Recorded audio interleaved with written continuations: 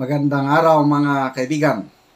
Ito, may pasabog si Sas Rogando Sasot kontra kay Speaker Martin Romualdez. Itong si Miss Sas, segunda Madam Maharlika ito.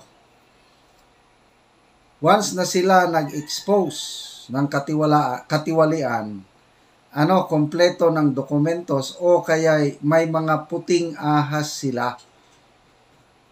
Marami ang naniniwala sa kanila kaya nagpapadala ng mga impormasyon tungkol sa katiwalian sa ating gobyerno. So ito, post ni Miss Sas Sasot sa kanyang FB page. Mga 8 hours lang niya pinost. Itong Speaker Romualdez, meron palang sobra pang confidential funds. Binabatikos nila ang ating BP Inday Sara. Magkano lang yung kay BP? 500 million sa pagiging BP, 150 million sa DepEd, 650 million lang.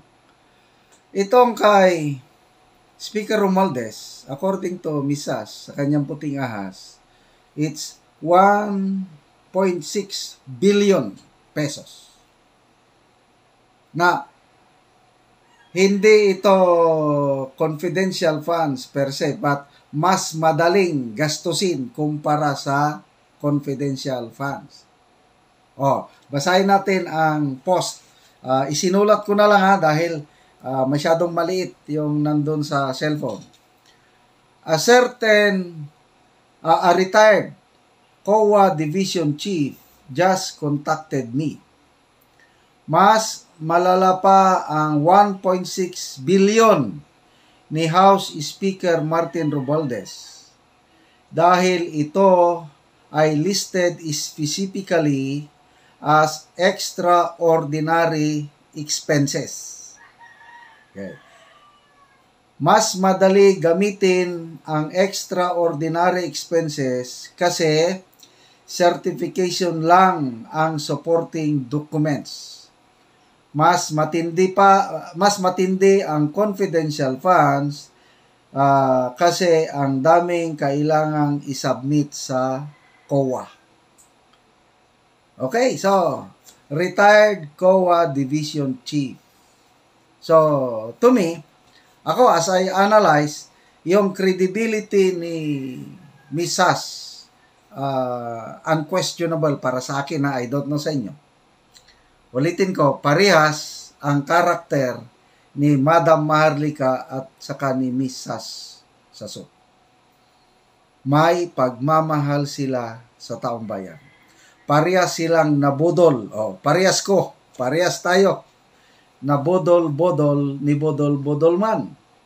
So, ito mga die-hard supporters ni PBBM nung daang eleksyon. Matindi itong si Miss Sas dahil lumalabas, political consultant siya ni BBM. Nagbabayad si First Lady Lisa ng 100,000 a month kay Sas Sasot in exchange for the services of Sas Sasot sa foreign relation matters. Parang naging coach ni BBM si Sas Sasot sa foreign relations. Kaya tingnan nyo nung nagdaang eleksyon, pagdating sa mga debate o mga interview, magaling si BBM pa noon dahil tinuturoan siya ni Sas Rogando Sasot. So, talagang well-connected itong Sas Rogando Sasot. So, ngayon ito, yung credibility ni Sas, yung in-expose niya na kalokohan sa Department of Tourism.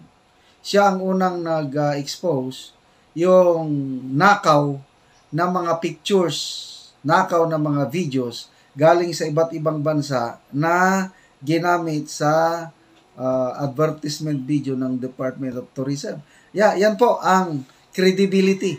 So, Binabanggit ko ito para mai-point out na kung si Sas Sasut ang nagsasabi, malapit sa katotohanan, katulad siya ni Fair Lady Maharlika. So, yung nag-report sa kanya, credible din dahil retired COA Division Chief. So, ang laki although hindi siya confidential funds, ngayon lang ako nakarinig ng budget na extraordinary expenses. So, itong retired COA Division Chief, alam niya dahil sila ang nag-audit Very may experience na siya siguro tungkol dito ganitong pundo. So, napag-alaman, extraordinary expenses, 1.6 billion, yan ang pondo ni Speaker Romualdez. Ang daling i-clear dahil certification lang. Example, this is certified that, 500 million was spent by this office for the procurement of rice, for the distribution of Malaya rice, freedom for hunger. Connecting the dots. So, anyway, yan na. May dagdag pa pala sa post ni Sasot. Meron siyang hinamon What can you say about this, Congresswoman Teacher Stella Kimbo? Maging fair ka naman, Dr. Kimbo. Sayang ang PhD mo. So itong si Congresswoman Stella Kimbo, dati siya yung defender ni BP Sara pagdating sa confidential and confidential intelligence fund. Dinidepensahan niya si BP Sara But later on, parang nagreklamo ang mga party mates ni Kimbo sa Liberal Party. Dilawan pala ito Na bakit mo dinidepensahan niya ang kalaban natin, Duterte yan? So, wala na. Nagbalimbing na itong Stella Kimbo. Dati tinutulungan niya si BP Sara sa Intel Funds. Ngayon hindi na. Isa na siya, member siya sa small committee sa Congress para i-reallocate ang confidential Intel Fund ni BP Sara, dadalhin na sa iba't ibang ahensya. Kaya, ayun, tama nga naman si Sasasot na maging fair ka. Dahil I'm sure, ang alam ko rin, Vice Chairman itong si Congresswoman Kimbo sa House Appropriations Committee. So, very powerful. Alam nila tungkol. So, wala talaga mga kaibigan. Niloloko lang talaga tayo nitong ating mga lawmakers, mga government officials. Ang lalaki ng mga pundo nila. Tapos, ganyan lang. I-spend lang kung ano-ano. Okay lang, yung 1.6 billion kung i-spend para sa taong bayan, no problem. Paano kung i-donate na naman?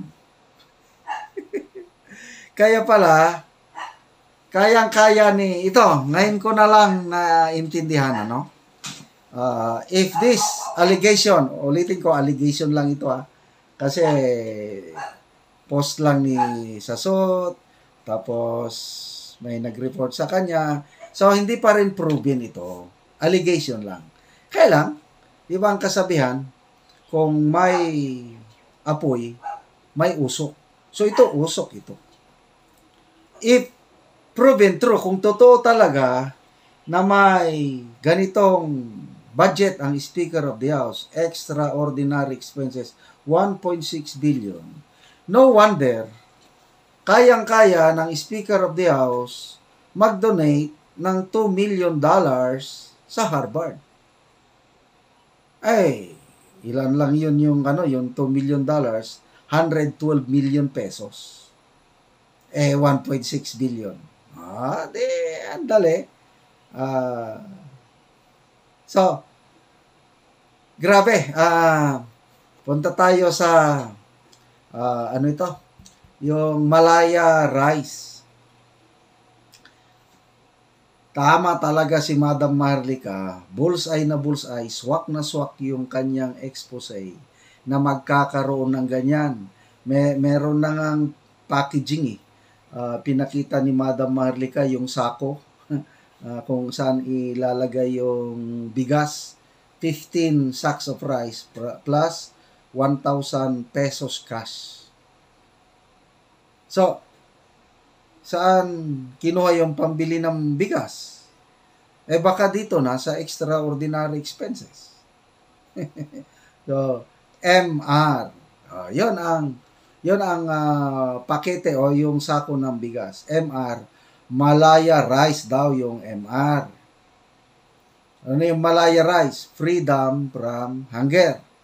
Kaya lang, MR, di ba, Martin Romualdez. So, ito, mga mga klaro na pamumulitika. So, ang Pilipino naman ngayon, dahil sa social media, madali ng exchange of information. Tapos, ang mga nakakaalam sa mga informasyon, isang text lang o isang message lang, nakakaabot na sa gusto nilang. Kaya ang bilis. Kaya napakaganda ngayon ito. As a vlogger, I feel it is my duty to inform my viewers. Lalo na yung mga kaparehas ko na nabudol-budol.